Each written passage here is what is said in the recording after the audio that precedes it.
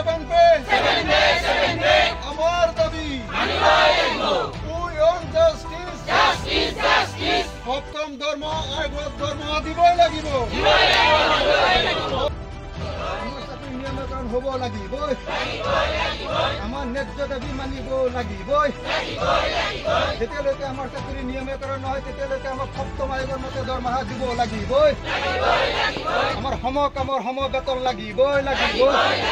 আমাৰ এই যুঁজ চলি থাকিবই যেতিয়ালৈকে আমাৰ সমকামৰ সম দৰমহা লাগিবই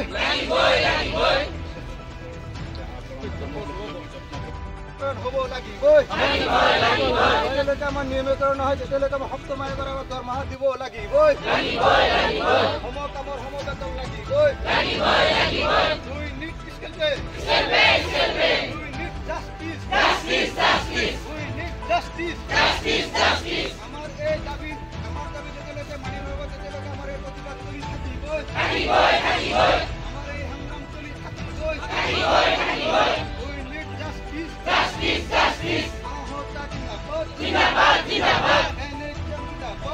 জিন্দাবাদ we need justice we need fiscal pay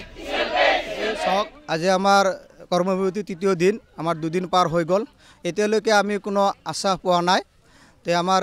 যিবিলাক দাবী আছিল আপোনালোকে গম পায় আমাৰ ন্যায্য দাবী যেহেতু আমি চৰকাৰৰ ফালৰ পৰা এতিয়ালৈকে কোনো আশা পোৱা নাই আমি আজিলৈকে চাম আজি ৰাতিলৈকে চৰকাৰে কি আশা দিয়ে যদি আমি তেনেকুৱা ধৰণৰ কোনো আশা নাপাওঁ আমি ইয়াৰ পিছত আৰু জংগী আন্দোলন গঢ়ি তুলিম আমাৰ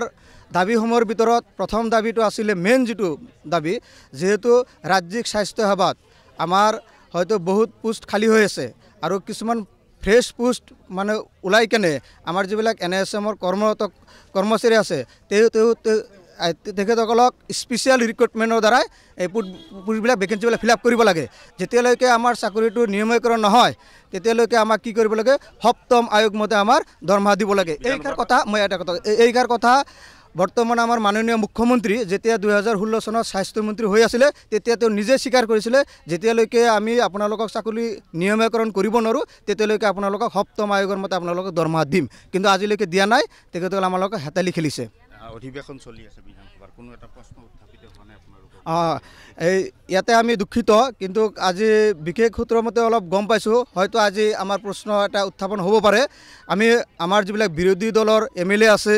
হয়তো তেখেতসকলকৈ আমি আপোনালোকৰ চেনেলৰ জৰিয়তে অনুৰোধ জনাইছোঁ যে আমাৰ সমস্যা তেখেতসকলে জানে যেতিয়া আমি সচলত ধৰ্ণা দিছিলোঁ তেখেতসকলে আমাৰ লগত সহযোগ কৰিছিলে আহিছিলে আমাৰ যিবিলাক সমস্যা আমাৰ যিবিলাক দাবী ন্যায্য দাবী আশা কৰোঁ আজি তেখেতসকলে বিধানসভাত আমাৰ দাবীৰ ওপৰত